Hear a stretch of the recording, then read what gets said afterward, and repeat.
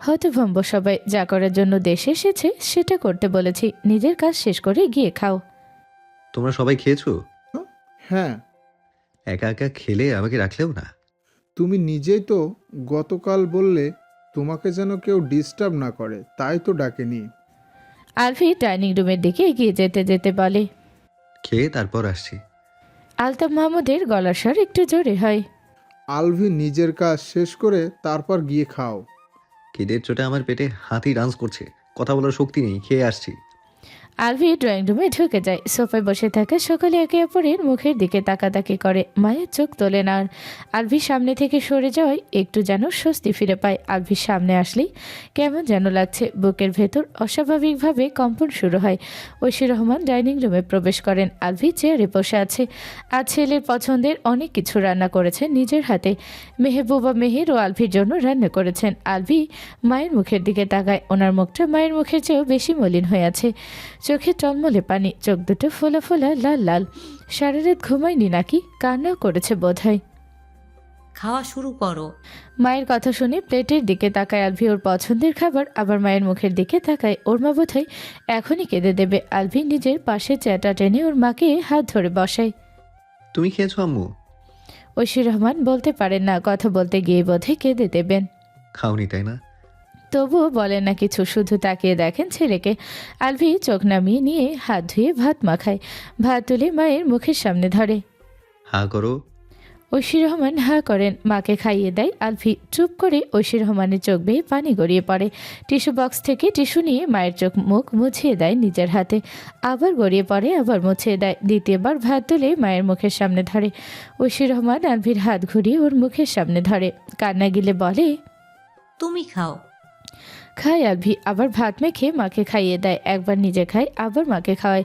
ঐশী রহমানের চোখ বেয়ে পানি পড়ে গাল ভিজে গেছে, চোখ দুটো ঝাপসা হয়ে গেছে। ভাতের সাথে সাথে কান্নাও গিলে খাচ্ছেন। চোখ দুটো ঝাপসা হয়ে যাওয়ায় ছেলেকে স্পষ্ট দেখতে পাচ্ছেন না। একটু পরপর শাড়ির আঁচল দিয়ে চোখ মুছছেন, তখনই আবার চোখ দুটো ঝাপসা হয়ে যাচ্ছে।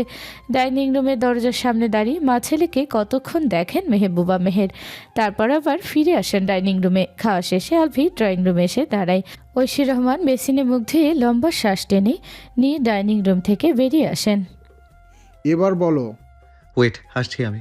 বলে সিঁড়ির দিকে এগিয়ে যান। কোথায় যাচ্ছ? আসছি এখনই। চলে যায় আলভি চোখে দাঁড়ালে। বহু কষ্টে নিজের রাগ কন্ট্রোল করে বসে আছে মাহির। আলভিয়া নিজের পরিবারের ওপর ওর রাগ অনেক আগে থেকেই। এই পরিবারের একটা ভুল সিদ্ধান্ত আর আলভির করা কাজের জন্য ওর বোনকে ছোটবেলা থেকে অনেক কিছু সহ্য করতে হয়েছে। বারবার মানুষের কটু কথা, খোঁচা মারা কথা মুখ বুঝে সহ্য করেছে। যদিও এখন আর সহ্য করে না, আগে বোকা ছিল তাই চুপচাপ শুনতো আর একা একা খাতো। মাহির রাগ করে পরিবারের কারো সাথে সেভাবে কথা বলে না। মাহির পুরো দোষ আলভিকেও দিতে পারে না, দোষটার পরিবারের। তারা এরকম কিছু না করলে মায়াকে এত কষ্ট পেতে হতো না, আলভিকেও পরিবার ছেড়ে এতগুলো বছর বাহিরে থাকতে হতো না। দিন শেষে আজ দুজনেই ভালো থাকতো। আবেগের বর্ষবর্তী হয়ে অনেক বড় ভুল সিদ্ধান্ত নিয়েছে ওর পরিবার। মায়ের দাদি নাহার বেগম বলেন, ও কি কাবিনের টাকা নেওয়ার জন্য রুমে গেল নাকি? সবাই তার দিকে তাকায়। হতে পারে মা। সবাই অপেক্ষা করছে আলভির ফিরে আসার। মায়া সোফা খামচে ধরে বসে রইল। এত কাল সবাই বলেছে জামাই থাকতেও জামাই ছাড়া, বিয়ে করে জামাই ফেলে রেখে চলে গেছে, দ্বিতীয়বার মুখটাও দেখেনি আর। আরও নানান রকম কথা। আর এখন বলবে ডিভোর্সি। ডিভোর্সে ট্যাগ লেগে যাবে আজ থেকে। বিয়ে হলো, সংসার হলো না। স্বামী ছিল কিন্তু স্বামীর ভালোবাসা ছিল না। বিয়ে হয়েছিল, আজ ডিভোর্সও হয়ে যাবে। মাঝখান থেকে এতগুলো বছর মানুষের খোঁচা সহ্য করলো শুধু শুধু। অবুঝ বয়সে বিয়েটা না হলে কি এমন ক্ষতি হতো? অন্তত বন্ধ দরজার ভেতরে রাতের আধারে গুমড়ি গুমড়ি কাঁদতে হতো না। এতকাল অপেক্ষা করতো না একজনের ফিরে আসার। আজ ওর অপেক্ষা শেষ হয়েছে। যার অপেক্ষায় ছিল সে ফিরে এসেছে, কিন্তু ওকে ভালোবাসার জন্য নয়, ওর সাথে সংসার করার জন্য না, ওর থেকে মুক্তি দিতে। কেন যেন ওর ভীষণ কষ্ট হচ্ছে।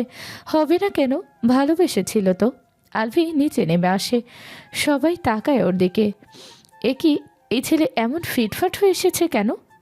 ব্ল্যাক প্যান্ট, হোয়াইট শার্ট, এক হাতে ফোন, অন্য হাতের সাহায্যে সানগ্লাস গোল গোল করে ঘোরাচ্ছে। চুলগুলো জেল দিয়ে সেট করা, সুন্দর লাগছে দেখতে। মায়া একবার তাকিয়ে চোখ নামিয়ে নেয়। এই পুরুষটা ওর হয়েও হয়নি। আলতাফ মাহমুদ আবার তাড়া দেন আলভিকে। আলভি ডোন্ট কেয়ার ভাব নিয়ে বলে ওঠে, আমার একটা কাজ আছে বাইরে, কাজটা শেষ করে আসছি আগে। বলেই শির বাজাতে বাজাতে বাইরের দিকে এগিয়ে যায়। এখনও সানগ্লাসটা গোল গোল ঘোরাচ্ছে। আবারও বাড়ির সবাইকে অবাক বিস্ময়ে বিমূঢ় করে দিয়ে বাহিরে বেরিয়ে যায় বাড়ি থেকে। এবারে নিজেকে শান্ত রাখতে পারে না মাহির। রাগে ক্ষোভে চেঁচিয়ে বলে, কি পেয়েছে ও? ওর যা ইচ্ছে হবে তাই করবে। পুতুল পেয়েছে আমার বোনকে, তালাক দিলে দ্রুত দিয়ে দিক, আর যদি না দিই তাহলে মায়ের সাথে সংসার করুক। আমার ধৈর্য বাঁধ ভেঙে যাচ্ছে এখান। কোনটা করবে স্পষ্ট বলতে বলো ওকে, নয়তো ওকে ধরে কিন্তু মারবো আমি। মায়া সোফা সেরে উঠে দাঁড়ায়। বড় ভাইয়ের দিকে তাকিয়ে মায়া বলে, ভাইয়া, আমি সংসার করব না তার সাথে, কোনোভাবেই না।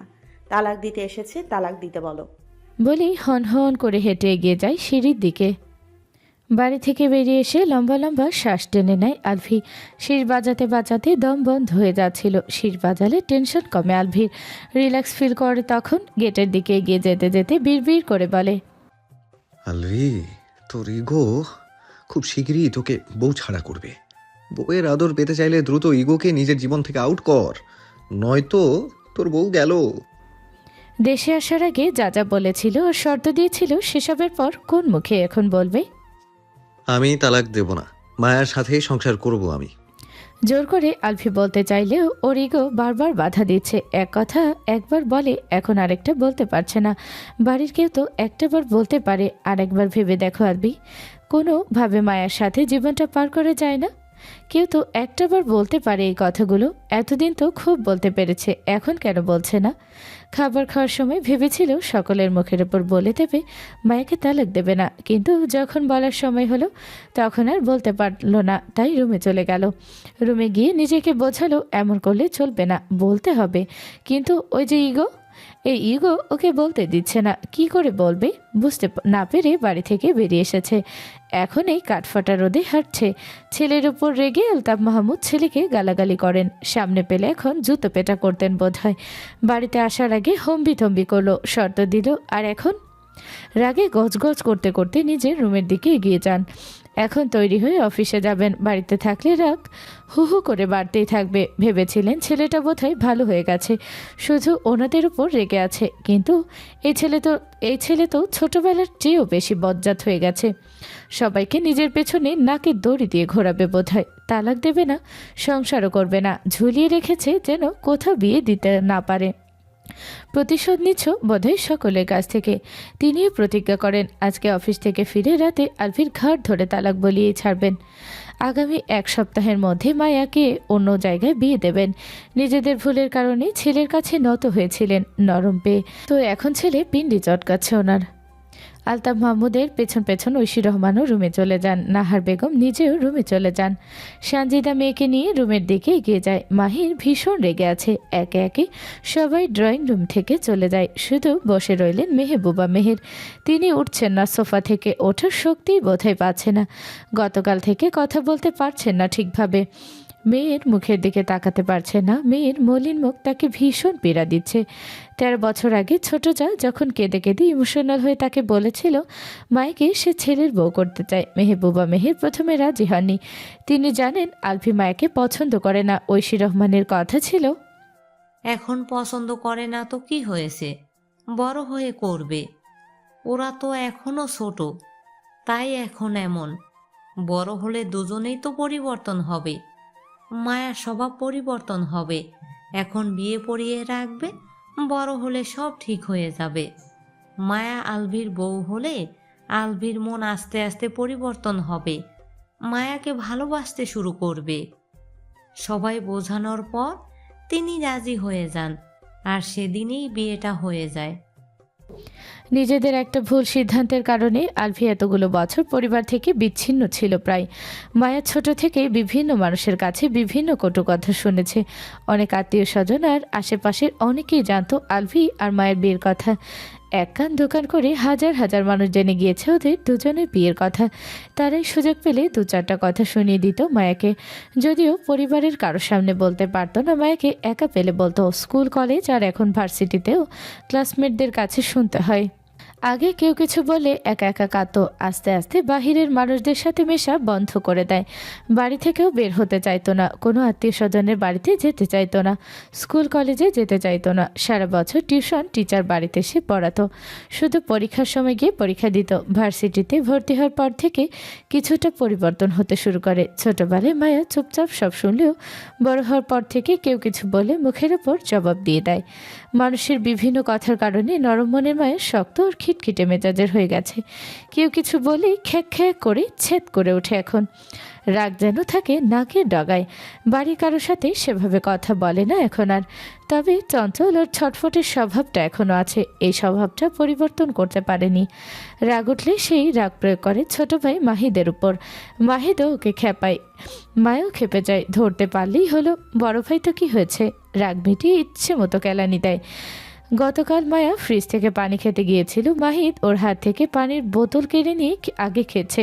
ব্যাস হয়ে গেল। মায়ের রেগে ওকে মারতে গেলে দৌড় দিতে শুরু করে মাহিদ। মায়া হাতের কাছে ডিম পেয়ে সেটা নিয়ে দৌড় শুরু করেছিল আর ছুঁড়ে মেরেছিল আলভির মাথায়। বেচারার এতগুলো বছরের ভুলের শাস্তি মায়া মাথায় ডিম ফাটিয়ে উদ্ভাবন করেছে। আরও কি কি যে আছে কপালে কে জানে। মায়ের নিজের রুমে চুপচাপ বসে আছে খাটে, দুই চোখ বেয়ে চুপচাপ করে গাল গড়িয়ে পড়ছে উষ্ণ নোনা জল। কেন যে এত কষ্ট হচ্ছে, কষ্টগুলো ঘুরে ফিরে বারবার কেন ওর কাছে আসে শুধু। চোখের পানি মুছে নেয়। কাঁদবে না আর, কেন কাঁদবে, কার জন্য কাঁদবে, কেউ ছিল না, নেইও। সব দুঃখ আর সব দুঃস্বপ্ন আর ছোট্ট একটা ভুল। আলতাফ মাহমুদ অফিসে যাওয়ার জন্য তৈরি হতেও নিয়েও হলেন না। ড্রেস রেখে খাটে বসে পড়েন। খাটের অন্য পাশে মলিন মুখে বসে আছেন ঐশী রহমান।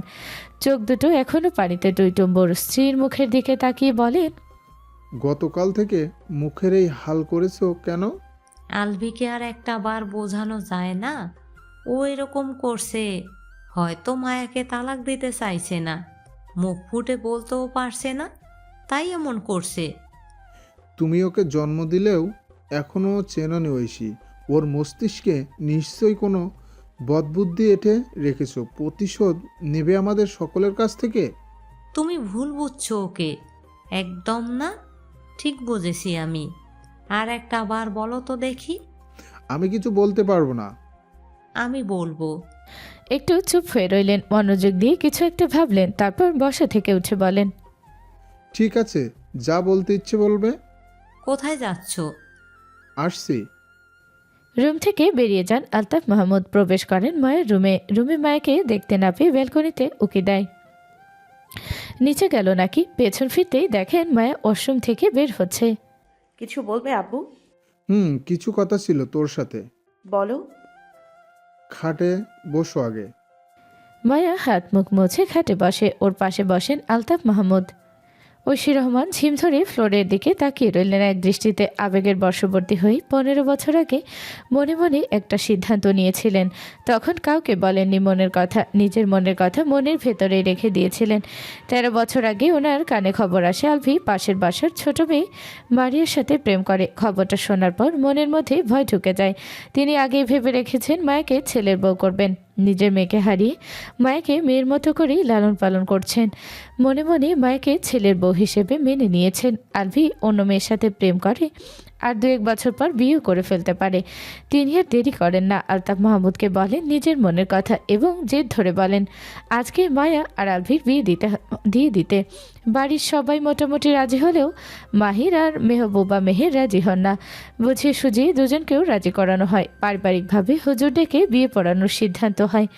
আলভির ফুপু আঞ্জারা আর ওনার স্বামী সন্তানদের কল করে বাড়িতে ডাকা হয়।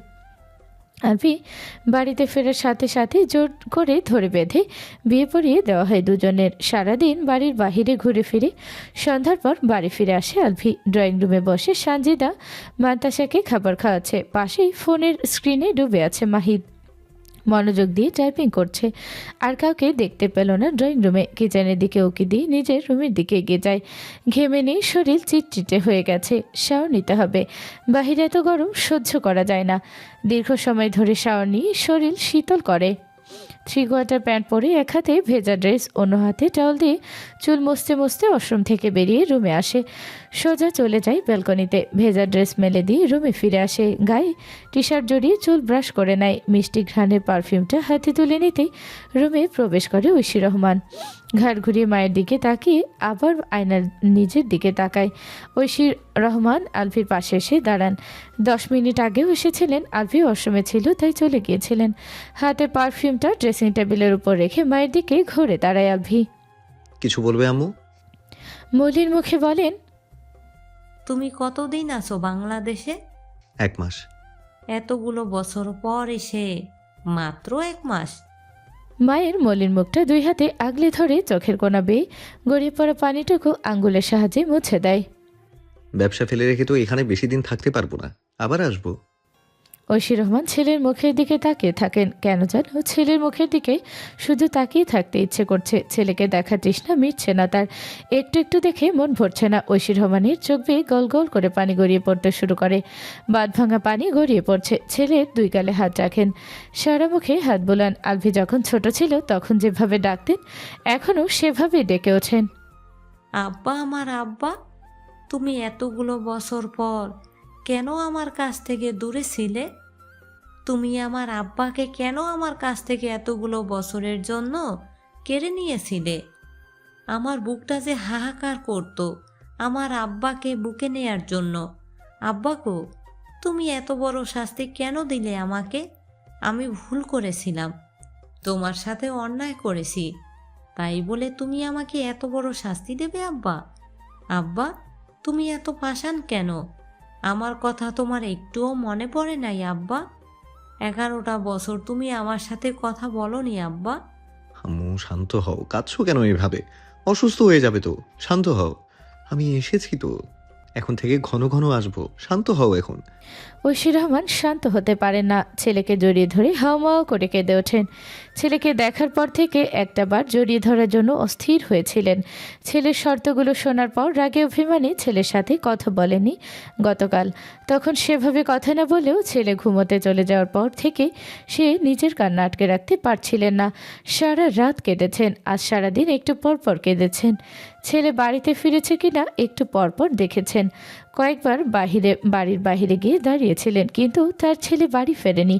সন্ধ্যার পর যখন শুনল বাড়িতে ফিরেছে তখনই এই রুমে এসেছিলেন। কিছু সময় বসেও ছিলেন। ওয়াশরুম থেকে বের হচ্ছিল না বলে নিজের রুমে গিয়ে স্বামীকে আবার কতক্ষণ বোঝালেন। আলভিকে যেন একটাবার তিনি বলেন মায়ের সাথে সংসার করার কথা, কিন্তু আলতাফ মাহমুদ সাফ সাফ না করেছেন। এ বিষয়ে তিনি একটা কথাও বলবেন না আলভির সাথে। কাঁদতে কাঁদতে শ্বাস নিতে পারেন না ঐশী রহমান। দাঁড়িয়ে থাকতে পারছেন না। আলভি মাকে ধরে নিয়ে খাটে বসায়। বেডসাইড টেবিলের ওপর রাখা পানির বোতল থেকে মাকে পানি খাওয়ায়। পানির বোতল রেখে মাকে শক্ত করে জড়িয়ে ধরে বলে, শান্ত হও আম্মু, শ্বাস নিতে কষ্ট হচ্ছে তো তোমার। সরি, 1000 বার, লাখো কোটি বার সরি। আর কোনো কষ্ট দেবো না তোমাদের কাউকে। ডাইনিং টেবিলে খাবার খাওয়ার জন্য বসেছে সবাই, শুধু নেই মায়া। ও এখনও রুম থেকে বের হয়নি। মাহিদ গিয়ে ডেকে এসেছে 2 বার। মায়া রুম থেকে বের হয়। ও কেন লুকিয়ে থাকবে? চোরের মতো, খুনির আসামির মতো কেন লুকিয়ে বসে থাকবে? ও তো চুরি করেনি আর না খুন করেছে, তাহলে কেন আলফির জন্য রুমবন্দি হয়ে থাকবে? অনেক থেকেছে বাড়ি বন্দি, রুম বন্দি হয়ে, আর না। সিনা টান টান করে সিঁড়ি বেয়ে নেমে আসে। কাউকে ভয় পায় না আর না কাউকে পরোয়া করে এখন। এই আলভিকে তো মোটেও ভয় পায় না। শুধু সামনে থেকে দেখলেই শরীর কাঁপে, বুক কাঁপে। নাম শুনলেই বুকের ভেতর দিরিম দিরিম করে ওঠে। তাছাড়া আর কিছুই হয় না। নিচে নেমে স্বাভাবিকভাবে ডাইনিং রুমে এগিয়ে যায়, বসে আলভির সামনাসামনি হয়ে। আলভি চোখ তুলে একবার তাকায় মায়ের মুখের দিকে, তারপর আবার খাওয়ায় মনোযোগ দেয়। অন্য দিনের তুলনায় আজকে ডাইনিং রুম একদম নিশ্চুপ। মায়ার মাথার উপরে ফ্যানটা শুধু ভো ভো শব্দ তুলে ঘুরছে। 9টার মধ্যে সকলের খাওয়া শেষ হয়। আলতাফ মাহমুদ আলভির হাত শক্ত করে চেপে ধরেন। এই ছেলেকে এখন কিছুতেই পালাতে দেবেন না। একটা না একটা বিহিত করতেই হবে এখন। হয় তালাক দিয়ে নয়তো সংসার কর। এভাবে বাচ্চাদের মতো হাত চেপে ধরেছো কেন আব্বু? আমি কোনো বাচ্চা ছেলে না, আর না কোনো মেলায় রয়েছি যে হারিয়ে যাব। হাত ছাড়ো। সবাই তাকিয়ে আছে বাপ ছেলের দিকে। কোনো চালাকি নয়। কি চালাকি করলাম? সবাই সোফায় বসো। আলভিকে টেনে নিয়ে সোফায় বসেন নিজেও। তুমি কি চাইছো? আপাতত ঘুমোতে চাইছি। চরম বিরক্ত হন আলতাফ মাহমুদ। মায়াকে তালাক দাও এখন। আমি তালাক দেওয়ার পর কি করবে? মায়াকে ভালো ছেলের সাথে বিয়ে দেব। ছেলে দেখেছো? হ্যাঁ, ছেলের বাড়ি কোথায়, থাকে কোথায়, কি করে, নাম কি, দেখতে কেমন? এতগুলো প্রশ্ন শুনে বাড়ির সবাই তাকিয়ে আছে আলভির দিকে। তা দিয়ে তোমার কি কাজ? তোমার কাজ তুমি করো, দ্রুত বলে ফেলো বাক্য 3টা। ছেলের পিক দেখাও আমাকে। কেন? আমি দেখবো তাই। আলতাফ মাহমুদ ছেলেকে নিজের ফোনে থাকা একটা ছেলের পিক বের করে দেখান। আলভি মনোযোগ দিয়ে দেখে ছেলেটাকে। পছন্দ হয়নি। কি? ছেলেটাকে দেখতে যেন কেমন। তোমার চেয়ে বেশি সুদর্শন। আর তোমার তো পছন্দ হওয়ার দরকার নেই, যার সাথে বিয়ে হবে সে পছন্দ করলেই হলো। আলভি মনে মনে বলে, আমার বউকে বিয়ে করবে আর আমার পছন্দ হতে হবে না? আর এই ছেলে কোন অ্যাঙ্গেল থেকে আমার চেয়ে বেশি হ্যান্ডসাম? দুদিন পরই তো টাক হয়ে যাবে। ফোনটা বাবার হাতে ধরিয়ে দেয়। বাবার হাত থেকে নিজের হাত ছাড়িয়ে নিয়ে বসা থেকে উঠে দাঁড়ায়। সিঁড়ির দিকে এগিয়ে যেতে যেতে বলে, আমি মায়াকে তালাক দেব না। ও আমার বউ আর আমার বউ হয়েই থাকবে সারা জীবন। কথা শেষ করে শীষ বাজাতে বাজাতে সিঁড়ি বেয়ে উপরে উঠে যায় আলভি। রাত প্রায় 11টা বেজে গেছে। আলভির ঘুম আসছে না আজ এখনও। শোয়া থেকে উঠে বসে, হাতের ফোনটা পাশে রেখে বেড থেকে নেমে দাঁড়ায়। এগিয়ে গিয়ে আলমারির সামনে দাঁড়ায়। আলমারি খুলে ভেতর থেকে সিগারেটের প্যাকেট বের করে। 2টো সিগারেট আর লাইটারটা হাতে নিয়ে ব্যালকনির দিকে আগায় নিঃশব্দে। কয়েক কদম এগিয়ে গিয়ে দাঁড়িয়ে যায়। ঘুরে দাঁড়িয়ে রুমের ডোর খুলে রুম থেকে বেরিয়ে আসে। লাইটার আর সিগারেট 2টো প্যান্টের পকেটে ভরে নেয়। যদি কেউ সামনে চলে আসে বলা তো যায় না। সিঁড়ি বেয়ে ছাদে উঠতে উঠতে ভাবে, ও ড্রয়িং রুম থেকে চলে আসার পর কি কথা হয়েছে সকলের মধ্যে? সকলের রিয়াকশন কেমন ছিল, বিশেষ করে মায়ের? সবাই নিশ্চয়ই অনেক বেশি অবাক হয়েছে, সাথে শকড। সকলে এই বিষয়টা নিয়ে সবাই ওকে হাজারটা প্রশ্ন করবে। হঠাৎ মত পরিবর্তন করার কারণ জানতে চাইবে। তখন এতগুলো প্রশ্নের সম্মুখীন যেন না হতে হয়, তাই দ্রুত নিজের রুমে এসে ডোর লক করে দিয়েছিল। ভেবেছিল কেউ এসে হয়তো ওকে ডাকবে, কিন্তু আশ্চর্যের বিষয় কেউ ওকে ডাকেনি। আর না, ও রুমে দিকে ডোর নক করেছে। সবাই কি স্বাভাবিকভাবে নিয়েছে ব্যাপারটা, নাকি অন্য কোনো কারণে চুপ করে রয়েছে?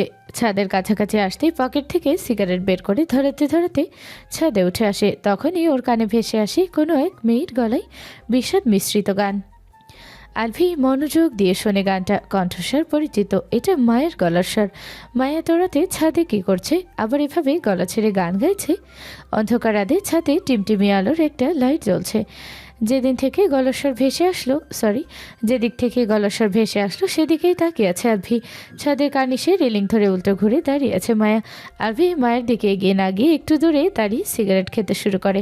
কলেজে ভর্তি হওয়ার পর বন্ধুদের পালায় পড়ে সিগারেট খেতে শুরু করেছিল।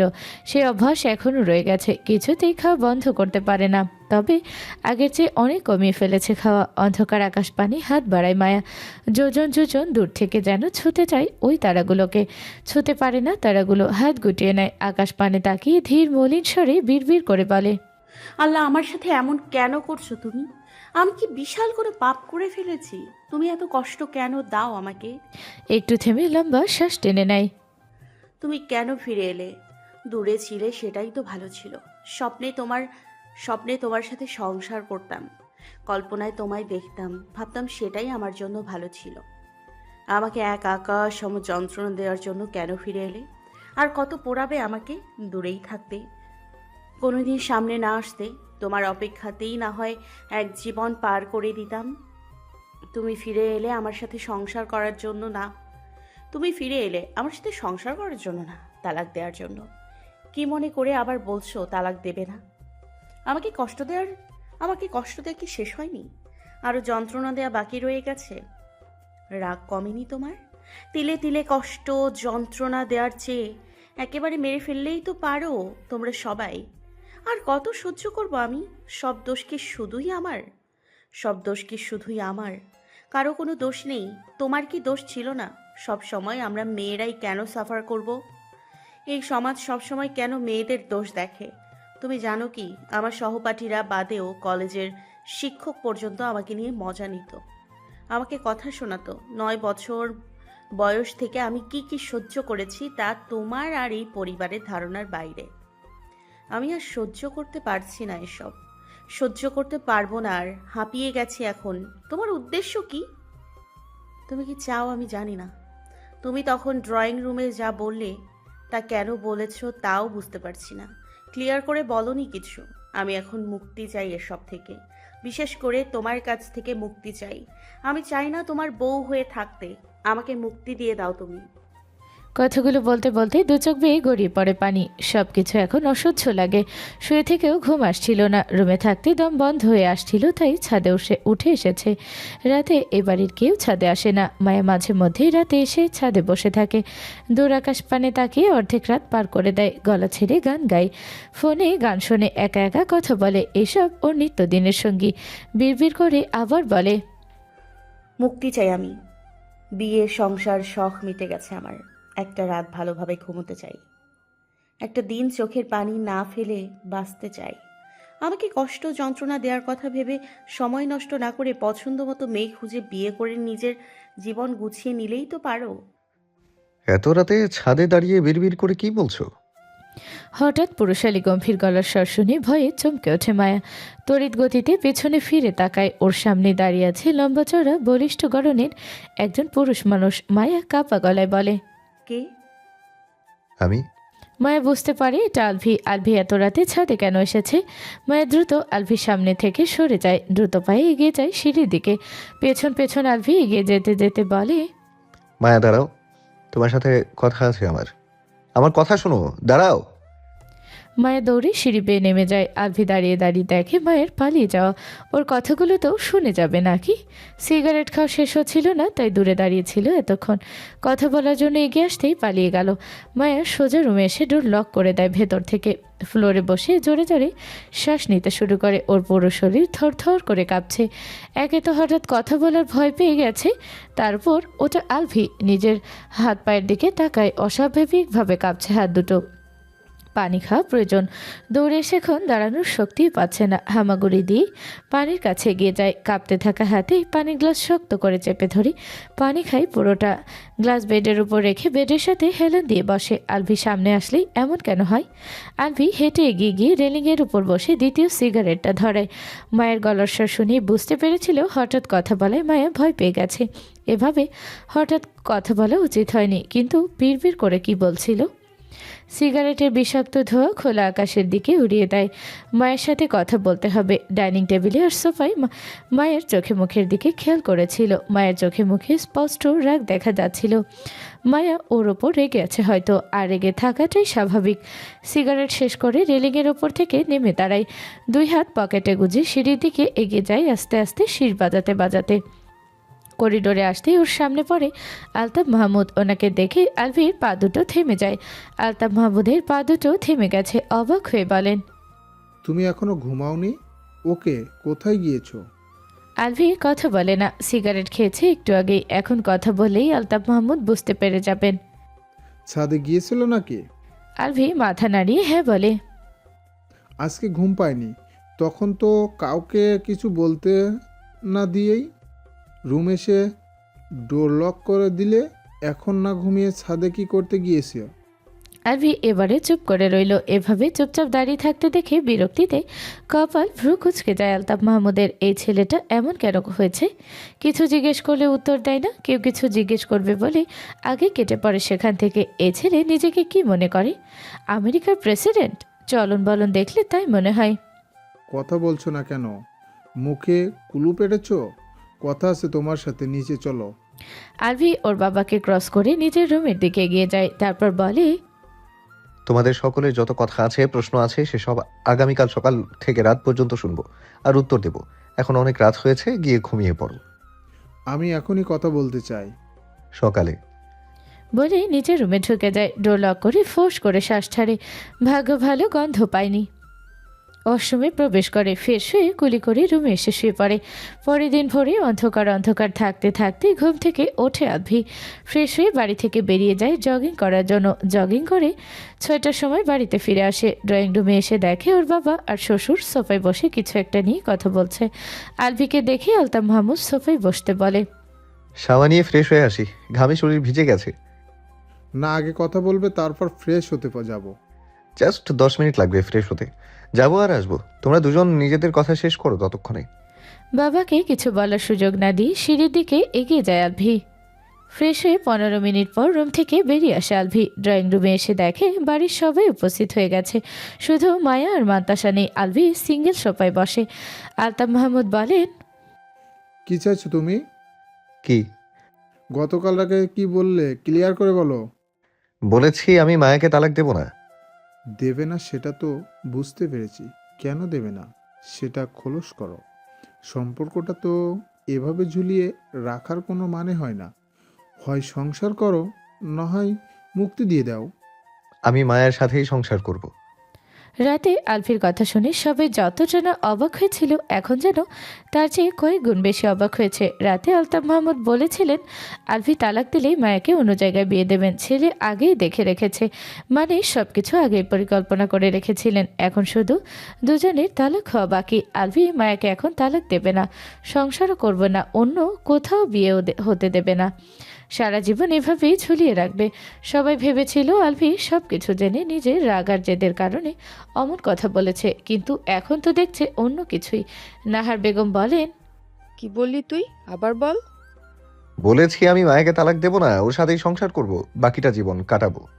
নাহার বেগমের কুঁচকে যাওয়া গল দুটো ফুলে ওঠে, ওষ্ঠতায় প্রসারিত হয়, চোখে মুখে হাসি ফুটে উঠেছে। ঐশী রহমানের চোখে মুখেও খুশির ঝিলিক দেখা যায়। মেহবুবা মেহের এর চোখে মুখেও একই রকম হাসি। তার মেয়ের এলোমেলো জীবনটা এবার বোধহয় গুছিয়ে উঠবে। মাহির বলে, তুই তো মায়াকে তালাক দেওয়ার জন্যই দেশে এসেছিস, তাহলে এখন তালাক না দিয়ে সংসার করতে চাইছিস কেন? কিছু প্ল্যান করছিস নাকি? মাহিরের কথা শুনে সবাই ওর দিকে তাকায়। আলভি বড় ভাইয়ের দিকে তাকিয়ে বলে, এসব কি বলছো ভাইয়া? কিসের প্ল্যান করব? মানুষের মন পরিবর্তন হতে কতক্ষণ? আলতাফ মাহমুদ বলেন, তোর মন পরিবর্তন হলো কেন হঠাৎ? আগে তো খুব হন্দিতম্বি করেছিলি, এখন তাহলে এমন সিদ্ধান্ত কেন? তোমার কথাবার্তা আমার কাছে স্বাভাবিক লাগছে না।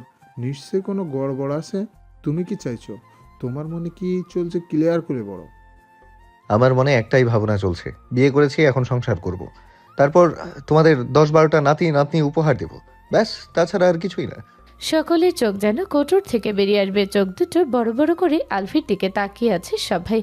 আলভি বলছে এসব কথা? এই ছেলের শরীরে জিন বা ভূত ভর করেনি তো? জিন বা ভূত এসব কথা বলেছে নিশ্চয়ই, না হলে তো এসব কথার মুখ দিয়ে বের হওয়ার কথা নয়। হঠাৎ করে এ ছেলের হয়েছে কি? সত্যি সত্যি তুমি মায়ের সাথে সংসার করতে চাইছো? হ্যাঁ। কিন্তু মায়া করতে চায় না। আলতাফ মাহমুদের এমন কথায় সবাই অবাক হয়ে যায়। আলভি কপাল ভ্রু কুঁচকে বলে, কেন? জানি না আমি। মায়া বলছে তোমার সাথে সংসার করবে না, আজকেই তালাক দিয়ে দিতে বলছে। মিথ্যে বলছো তুমি। একটাও মিথ্যে বলছি না, সকলের সামনে তো বলেছি। আমি ওকে বোঝাতে গিয়েছিলাম, ও সোজা সাপটা আমাকে বলে দিয়েছে তোমার সাথে কিছুতেই সংসার করবে না। আমি বিশ্বাস করি না। তুমি বিশ্বাস করো না করো, তাতে আমার কিছু যায় আসে না। তুমি মায়াকে তালাক দিয়ে দাও, আমি ওকে অন্য জায়গায় বিয়ে দেব। এভাবে তো ওর জীবনটা নষ্ট হতে পারি না। মায়াকে ডাকো এখানে। কেন? ও আমার সামনে নিজের মুখে বলবে, তবে আমি বিশ্বাস করব। মাহিদ, যা মায়াকে ডেকে নিয়ে আয়। মাহিদ সোফা ছেড়ে মায়ের রুমের দিকে এগিয়ে যায়। কয়েক মিনিট পরে মায়া নিচে নেমে আসে, মাথা নিচু করে দাঁড়ায় সকলের সামনে। আলভি মায়ের মুখের দিকে তাকিয়ে থাকে। গত 2 দিনের তুলনায় আজকে মায়ের চোখ মুখ ফোলা ফোলা দেখাচ্ছে, মুখের রং কিছুটা ফ্যাকাশে হয়ে গেছে, চুলগুলো বোধহয় এলোমেলো হয়ে আছে। ওড়না দিয়ে ঢেকে রাখার কারণে সেভাবে বোঝা যাচ্ছে না, তবে কপালের দিকে এলোমেলো হয়ে বেরিয়ে আছে অল্প কিছু চুল। মায়ের এমন মলিন চেহারা দেখে আলভির ভীষণ মায়া হয়। মেয়েটাকে অনেক কষ্ট দিয়েছে এতগুলো বছর ধরে। আহনাফ মাহমুদ মেয়ের দিকে তাকিয়ে বলেন, আলিফ তোর সাথে সংসার করতে চাইছে, আমরাও সেটাই চাই। আমরা চাইলেও তো আর হবে না, তোরও চাইতে হবে। এখন তুই কি চাইছিস? তোর উপর কোনো কিছু আর জোর করা চাপানো হবে না, তুই যা বলবি তাই হবে। আমি মুক্তি চাই এই সম্পর্ক থেকে। নিচের দিকে দৃষ্টি স্থির রেখে কাট কাট গলায় বলে কথাগুলো। ভেবে দেখো, অনেক ভেবেছি, আর ভাবতে চাইছি না। এটাই তোর শেষ সিদ্ধান্ত। হ্যাঁ। আহনাফ মাহমুদ আলভির দিকে তাকিয়ে বলেন, এবার কি বলবে? ওর সাথে আমি আলাদা করে কথা বলতে চাই। মায়ের রাগে কাট কাট গলার স্বর। আমি কারোর সাথে কোনো কথা বলতে চাই না। আলফি মায়ের রাগী চেহারার দিকে তাকিয়ে থাকে। এত রাগ, মায় এখনও নিচের দিকে তাকিয়ে আছে। একটাবার মুখ তুলে কারো দিকে তাকায়নি। ঐশী রহমান মায়ের দিকে তাকিয়ে বলেন, মায়া এমন কথা বলছো কেন? আলভিকে প্লিজ আম্মু, আমি আর কোনো কথা বলতে চাইছি না। এত বছরে মানুষের এত এত কথা শুনেছি যে এখন আর কারোর কথা শুনতে ইচ্ছে করে না। এতগুলো বছর আমি সব কিছু মেনে নিয়েছি, কিন্তু এখন আর মানতে পারবো না। তোমার ছেলে যা করতে এতগুলো বছর পর বাড়ি ফিরেছে তা করতে বলো। ও তো তোমার সাথে সংসার করতে চাইছে মায়া। উনি সংসার করার জন্য দেশে আসেনি আম্মু। কিন্তু এখন তো এখন উনি চাইলেও আমি চাই না। আমি মুক্তি চাই এই সম্পর্ক থেকে আর এমন জীবন থেকে। মেহবুবা মেহের বলেন, মায়া, বিয়েটা তো ছেলে খেলা না, একটা বার তো। তোমরা সবাই তো আমাদের দুজনের সাথে ছেলে খেলাই খেলছিলাম। যেই বয়সে আমি হাফ প্যান্ট পরে খালি গায়ে দৌড়ে বেড়াতাম, সেই বয়সে তোমরা আমাকে এলোমেলোভাবে শাড়ি পরিয়ে একজনের সাথে বিয়ে দিয়ে দিলে। তখন আমি বুঝতামই না হাজব্যান্ড ওয়াইফ কাকে বলে। বিয়ে কি? বিয়ে হলো হাজব্যান্ডও হারিয়ে গেল। যেই ছেলেটার সাথে জোর করে বিয়ে দিলে সেই ছেলেটাকেও বোঝার চেষ্টা করনি তোমরা কেউ। সবেমাত্র এসএসসি পরীক্ষা দিয়েছিল, দাড়িগোফ ওঠেনি তখনও। রাগে ক্ষোভে সেও বাড়ি ছেড়ে পরিবার ছেড়ে চলে গেল বহু দূরে। সে পরিবার হারিয়েছিল আর আমি আমার শৈশব কৈশোর ফিরিয়ে দিতে পারবে? পেরিয়ে যাও প্রায় 13টি বছর। তোমরা ছেলে খেলা খেলোনি আমাদের দুজনের সাথে। মায়ার এই প্রশ্নের উত্তর কেউ দিতে পারল না। মায়ের চোখে চোখ রাখতেও পারে না কেউ, কিন্তু আলফি মায়ের চোখের দিকে তাকিয়ে আছে। মায়াও আলফির মুখের দিকে তাকিয়ে আছে। আলফির বিশ্বাস হচ্ছে না মায়া এতগুলো কথা বলো। এই মেয়ে তো এখন কথা বলতে শিখে গেছে। মায়া আলফির দিকে তাকিয়ে থেকেই বলে, তোমরা এতগুলো বছর যা যা বলেছ সব শুনেছি আমি। এখন আমি নিজের কথা শুনবো। আমি চাই না ওনার সাথে সংসার করতে। উনি আমাকে তালাক দেওয়ার জন্য এসছেন, ভালো কথা। তালাক দিয়ে দিই। এই সম্পর্ক থেকে মুক্ত হয়ে নিজের পছন্দের মেয়েকে বিয়ে করে সুখে সংসার করুক। আমাকে নিয়ে কারোর ভাবতে হবে না, আমি নিজেকে নিয়ে ভাবতে পারি এখন। আলফি বসা থেকে উঠে দাঁড়ায়। এগিয়ে গিয়ে মায়ের এক হাত নিজের হাতের মুঠোয় পরে সিঁড়ির দিকে টেনে নিয়ে যেতে যেতে বলে, তোমার সাথে কথা আছে আমার, রুমে চলো।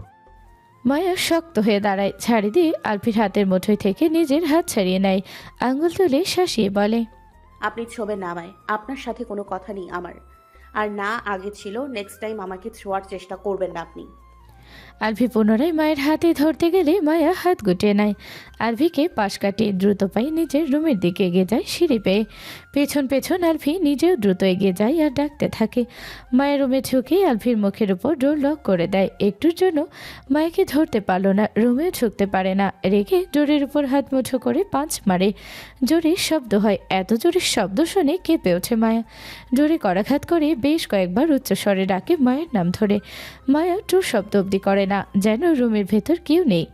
মায়ের সারা শব্দ না পেয়ে বুঝতে পারি মায়া একটা কথাও বলবে না এখন, ভেতর থেকেও বের হবে না। এখন আর বেরোলেও পরে তো বের হবে।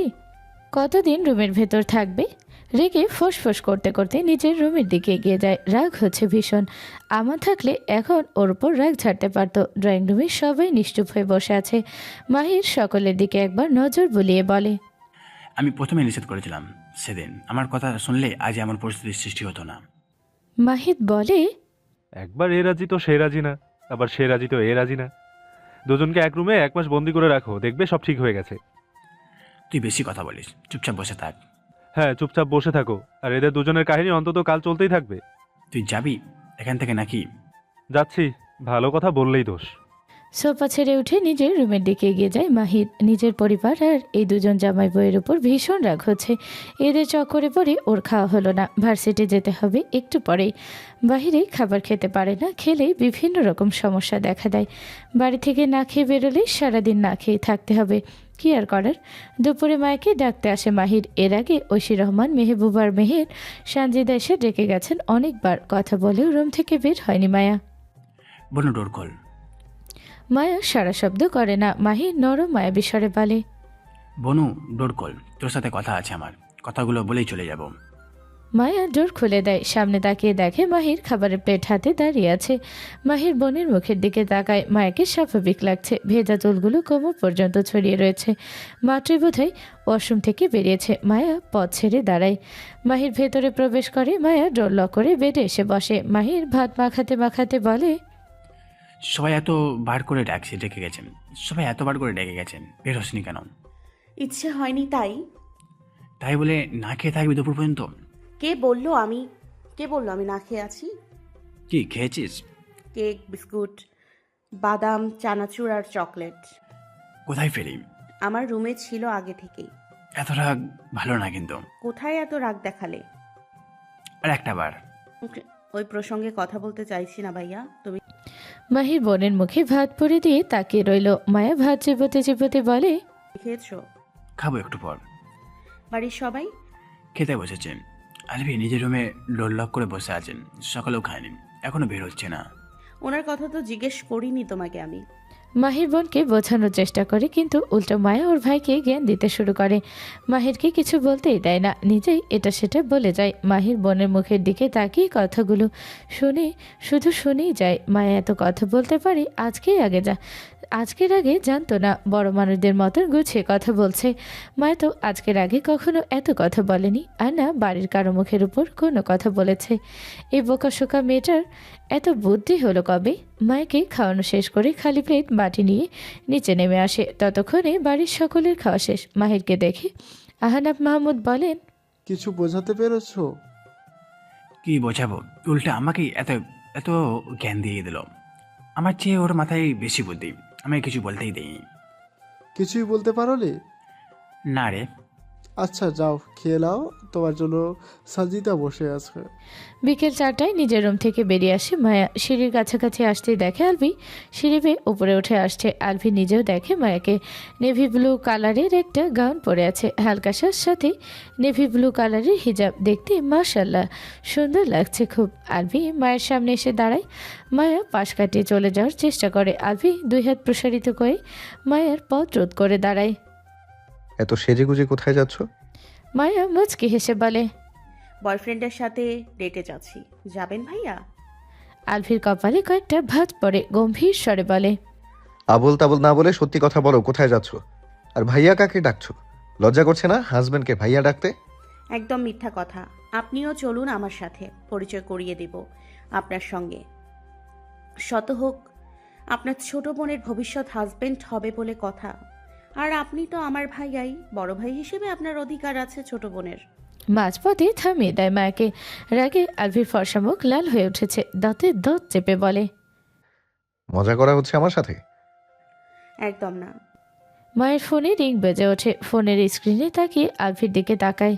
ভাইয়া আসছি আমি, রাতে না হয় আগামীকাল দেখা হবে। দেরি হয়ে যাচ্ছে, বাই। বলে 2 হাতে গাউন উঁচু করে ধরে দৌড়ে নিচে নেমে যায়। আলভি স্তব্ধ হয়ে দাঁড়িয়ে আছে তখনও। নিজের হুঁশেই নেই যেন। রাগে ওর মাথা ফেটে যাচ্ছে। যতক্ষণে হুঁশে ফেরে ততক্ষণে মায়া বাড়ি থেকে বেরিয়ে গেছে। আলভি দৌড়ে সিঁড়ি বেয়ে নিচে নেমে আসে। না থেমে দৌড়ে বাড়ির বাহিরে বেরিয়ে আসে। মায়া গেট পেরিয়ে বেরিয়ে যাচ্ছে। আলভি মায়ের নাম ধরে ডেকে দৌড়ে এগিয়ে যায়। ততক্ষণে মায়া একটি ছেলের বাইকের পেছনে উঠে বসেছে। পেছন থেকে দেখে আলভি ভাবে ওটা মাহিদ, তাই দৌড়ের গতি কমায়। কিন্তু ছেলেটি যখন ঘাড় ঘুরিয়ে পেছনে তাকায় তখন দেখে ওটা অন্য একটা ছেলে। মায়া ছেলেটির কাঁধের ওপর হাত রাখে, অন্য হাতে গাউন ধরে রাখে। আলভি কাছে এগিয়ে যেতেই ছেলেটি বাইক স্টার্ট দিয়ে ধরে ছড় বাহিরে চলে যায়। আলভি বড় বড় চোখ করে তাকিয়ে রইল দুজনে চলে যাওয়ার পথে।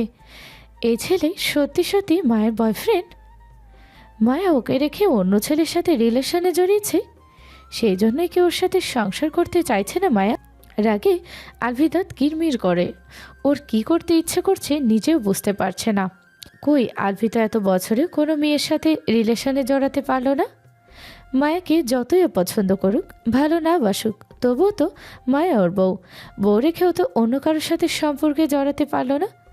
যখনই কোনো মেয়েকে পছন্দ হয়েছে তখনই ভেতর থেকে কেউ একজন চিৎকার করে বলেছে, আলভি তুই বিবাহিত, তোর বউ আছে, তুই কি নিজের জীবনে রেখে অন্য কাউকে ভালোবাসতে পারিস না?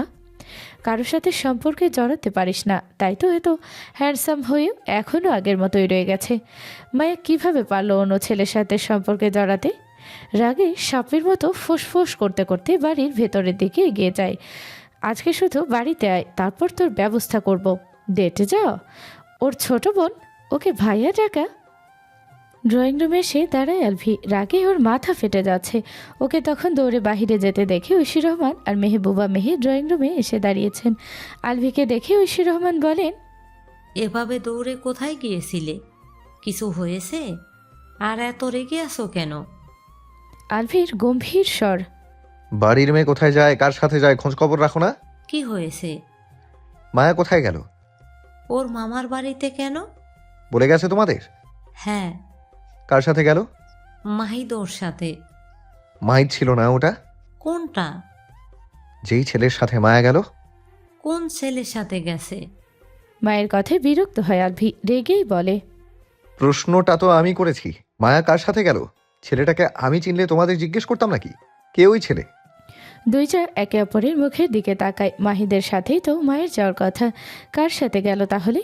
মেহবুবা মেহের বলেন, ছেলেটাকে দেখতে কেমন? লম্বা চওড়া, মাহিদের চেয়ে বয়সে বড় মনে হলো। গায়ের রং শ্যামবর্ণের, ক্লিন শেভ করা। ক্লিন শেভ করা না, ওর দাড়িই ওঠেনি এখনো। ওটা শিপন। কোন শিপন? ছোট ভাইয়ার ছোট ছেলে শিপন। সেই ছোট্ট শিপন?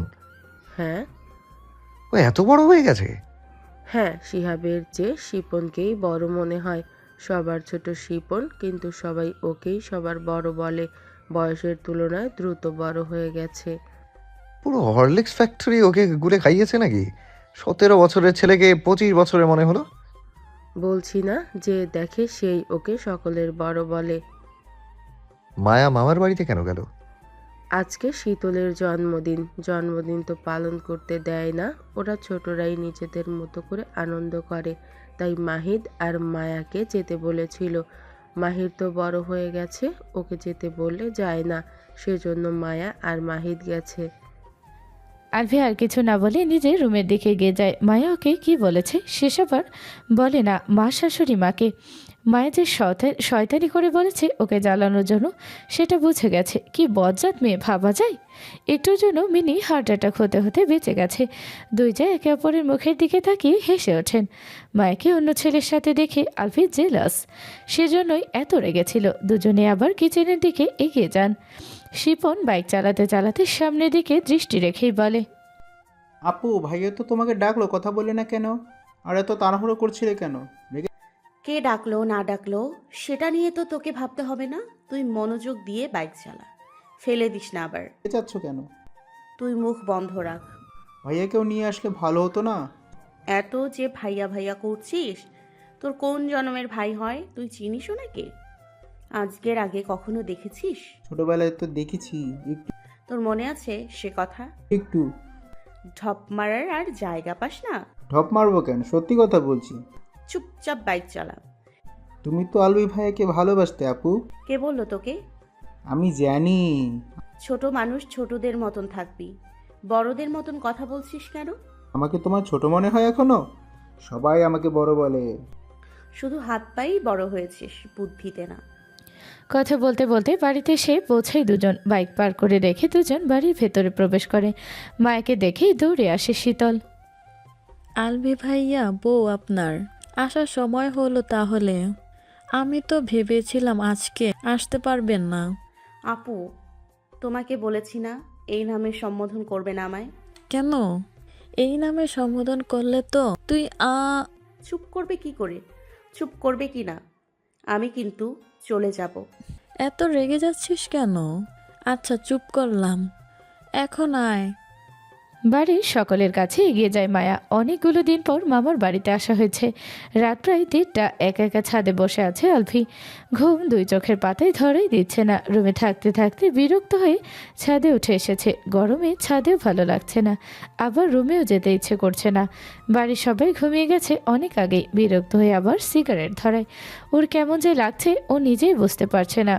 জার্মানি থাকাকালীন ব্যস্ত সময় পার করতো সবসময়, কাজের মধ্যেই বিজি থাকতো। আর এখানে আসার পর থেকেই শুয়ে বসে সময় পার করছে। আজকে সময় যেন পার হতেই চাইছে না। কারোর সাথে যে কথা বলবে সে উপায়ও নেই। সবাই ঘুমিয়ে আছে এখন। রেলিংয়ের উপর বসে আবার সিগারেট ধরায় উদাস মনে আকাশের দিকে তাকিয়ে সিগারেটে টান দেয়। ভাবতে শুরু করে অতীত, মায়া আর সেই পুরনো আলফিটাকে। সব কিছু আজ অন্যরকম হতে পারত। ওরার মায়ের সুখের একটা সংসার হতো। দুজনের মধ্যে আজ এত এত দূরত্ব থাকতো না। সব কিছু কেমন এলোমেলো হয়ে গেছে, কোনো কিছুই ঠিক নেই, আগেও ছিল না। পরের দিন দুপুর পর বাড়ি ফিরে আসে মায়া আর মাহিদ। গত রাতেই ফিরে আসতে চেয়েছিল, তবে ওর মামা মামি কেউ আসতে দেয়নি, রাত বেশি হয়ে গিয়েছিল বলে। ড্রয়িং রুমে এসে কাউকে দেখতে পায় না দুজন, শুধু মেয়ের মায়া রয়েছে। ওই ডোর খুলে দিয়েছে, বাকি সবাই হয়তো নিজেদের রুমে বিশ্রাম নিচ্ছে। আসরের নামাজের পর নিজের রুম থেকে বেরিয়ে আসে আলভি। গত রাতে সারা রাত জেগেছিল, সকালে খাবার খেয়ে ঘুমিয়েছিল, তাই সারাদিন ঘুমিয়েই পার করলো। ড্রয়িং রুমে এসে দেখে মাহিদ সোফায় বসে ফোন দেখছে। ভাতিজিকে কোলে নিয়ে নাহার বেগম অন্য সোফায় বসে তসবিহ পাঠ করছেন। আশেপাশে নজর বোলাই আর কাউকে দেখতে পেল না। মায়া বোধহয় নিজের রুমে রয়েছে। হেঁটে এগিয়ে এসে বসে মাহিদের পাশে। মাহিদ ঘাড় ঘুরিয়ে বড় ভাইয়ের দিকে তাকায়। আলভি হাত বাড়িয়ে মান্তাসাকে কোলে তুলে আদর করে। মাহিদের দিকে তাকিয়ে বলে, কখন এসেছিস? দুপুরের পরেই। যা, তৈরি হয়ে আয়। কেন? কোথায় যাব? মার্কেটে। আমি? হ্যাঁ, সাথে তোর বাইকের চাবিও নিয়ে আসিস। যা এখন। মাহিদকে বসে থাকতে দেখে তারা দেখিয়ে বলে। যা। মাহিদ উঠে চলে যায় তৈরি হওয়ার জন্য। আলভি মান্তাসাকে নিয়ে মেতে ওঠে। মেয়েটাকে ওর কাছে দারুণ লাগে, একদম পুতুলের মতো দেখতে। কি সুন্দর করে ওকে ছোট আব্বুটাকে ছোট ছোট হাত দিয়ে গালে ছুঁয়ে দেয়, চুমু খায়। আধো আধো বলিতে হাজারো কথা বলে। 5 মিনিটেই তৈরি হয়ে আসে মাহিদ। মান্তাসাকে দাদির পাশে বসিয়ে দেয় আলভি। দাদির মুখের দিকে তাকিয়ে বলে, তোমার কিছু লাগবে? না। দাদির অভিমান ভরা গলার স্বর। এখনো রেগে আছো? আমি কে হয় তোর যে তোর উপর রেগে থাকবো? আচ্ছা, ফিরে এসে তোমাকে বোঝাবো তুমি আমার কে হও। এখন আসছি। দুই ভাই বাড়ির ভেতর থেকে বেরিয়ে আসে। বাইকের কাছে এসে দাঁড়ায় দুজন। মাহিদ চাবি এগিয়ে দেয় আলফির দিকে। এদিকে দিচ্ছিস কেন? চালাও। আমি? তাহলে কে? হাত পা ভাঙতে চাস? আমি বাইক চালাতে পারি না, তুই চালা, আমি পেছনে বসছি। অবাক হয়ে বড় ভাইয়ের দিকে তাকিয়ে থাকে মাহিদ। তুমি বাইক চালাতে পারো না? না, দেরি হয়ে যাচ্ছে, বেশি কথা না বলে বস তো সামনে। আমি ভেবেছি তুমি চালাবে। তুমি চালাতে পারো না, তাহলে গাড়ি নিয়ে যাই। না, আমি বাইকেই যাব। আর কথা না বাড়িয়ে সামনে উঠে বসে মাহিদ, পেছনে বসে আলফি। আমি যতদিন আছি ততদিন তুই আমাকে বাইক চালানো শেখাবি। আচ্ছা। বাইক স্টার্ট দিয়ে বাড়ি থেকে বেরিয়ে আসে দুজন। কিছুটা এগিয়ে আসার পর হঠাৎ বাইক থামায় মাহিদ। আলফি বিরক্ত হয়ে বলে, মাঝ রাস্তায় থামাচ্ছিস কেন? সামনে দেখো। সামনে তাকায় আলফি। একটি মহিলা দাঁড়িয়ে আছে একটা বাড়ির সামনে। 2 হাতে 2 5 বছরের বাচ্চার হাত। পাশেই 7-8 বছরের একটি ছেলে দাঁড়িয়ে আছে। মেয়েটিকে একটু একটু পরিচিত মনে হলো আলফির, তবে পুরোপুরি মনে পড়ছে না মেয়েটাকে। কিছু সময় তাকিয়ে থাকার পর আলফি বলে, কে ওই মহিলা? আর ওনাকে দেখতে বলছিস কেন? চিনতে পারছো না কে এটা? হুম। তোমার এক্স ভাইয়া। চমকে ওঠে আলভি। আবার তাকায় সামনের দিকে। যা ভেবেছিল এখন তাই দেখছে। 3 বাচ্চার মা হয়ে গেছে মারিয়া। একটু পরেই মুচকি হেসে বলে, ওই মহিলা মারিয়া? এত বড় বড় ছেলে মেয়ে ওর। তুমি জার্মানি চলে যাওয়ার পরের বছর বিয়ে করেছিল পালিয়ে গিয়ে।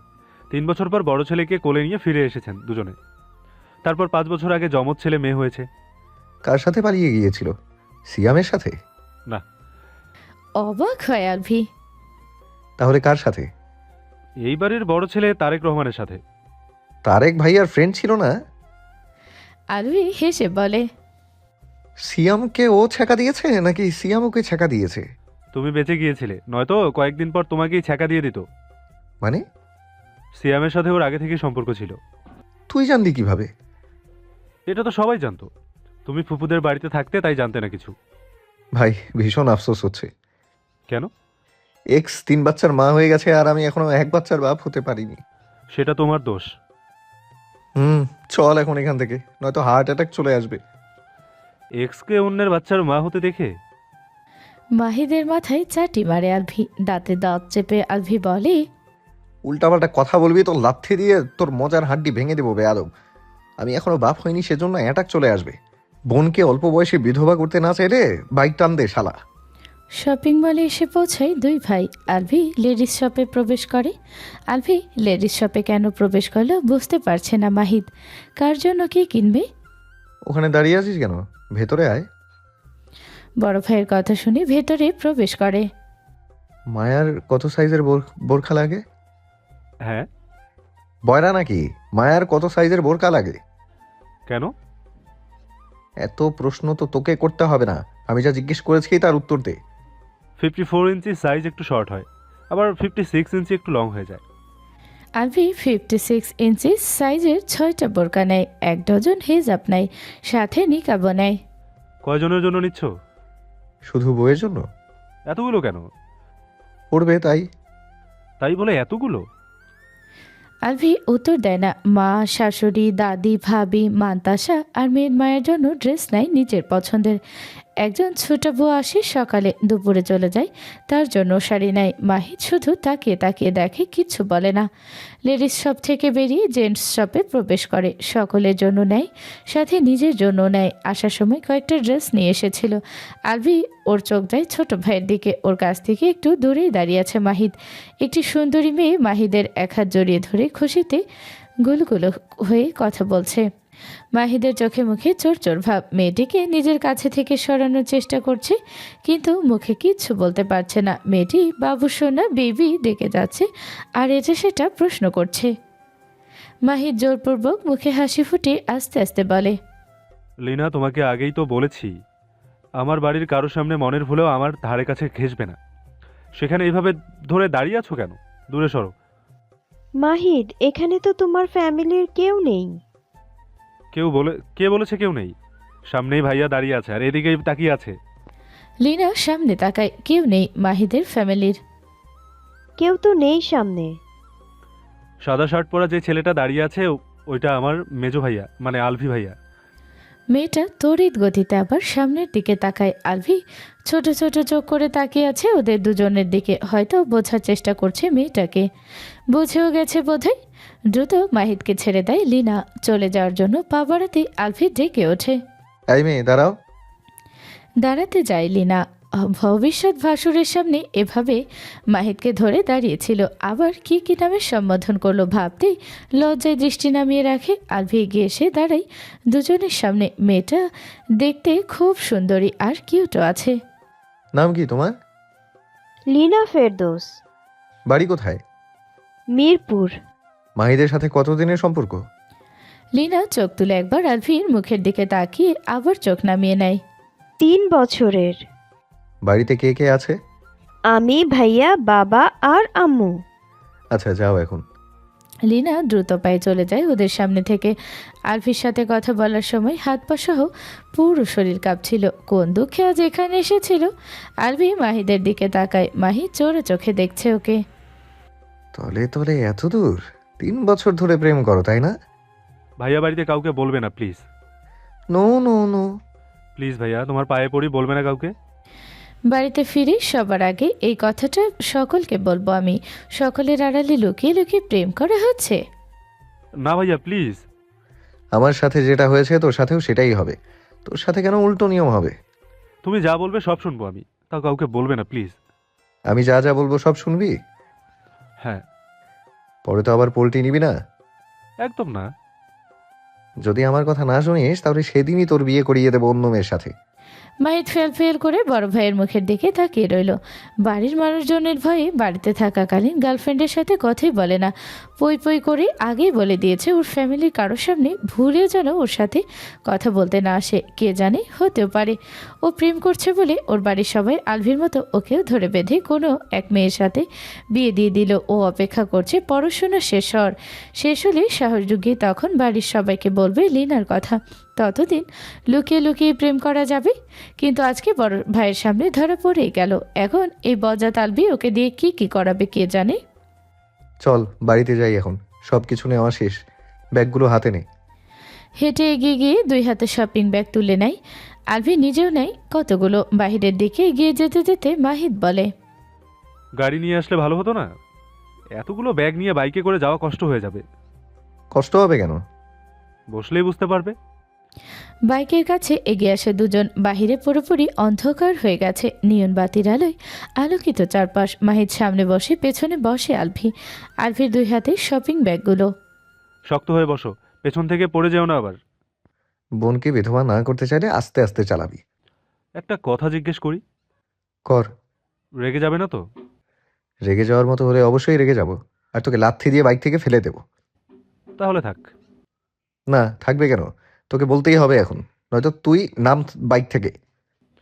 তুমি তো মায়াকে পছন্দ করতে না ভাইয়া, সবাই বললো তালাক দেওয়ার জন্য দেশে এসেছো, তাহলে এখন সংসার করতে চাইছো কেন? তোমার হাবভাব দেখে তো মনে হয় মায়াকে ভালোবাসো। ভালোবাসি বলেই তো সংসার করতে চাইছি। সত্যি সত্যি ভালোবাসো?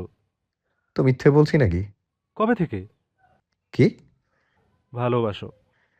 যেদিন তোর বোন আমার মাথায় ডিম ফাটিয়ে ওয়েলকাম করেছিল। সত্যি? হুম। মায়া তোমার উপর ভীষণ রেগে আছে, অভিমানও করেছে অনেক। তোমার নাম শুনলেই যেন কেমন করে ওঠে, শুনতেই পারে না তোমার নাম, তোমার কথা। তুই শোনাবি দিন রাত 24 ঘন্টা। বুড়ো হওয়ার আগেই আমাকে টাক বানিয়ে দেবে।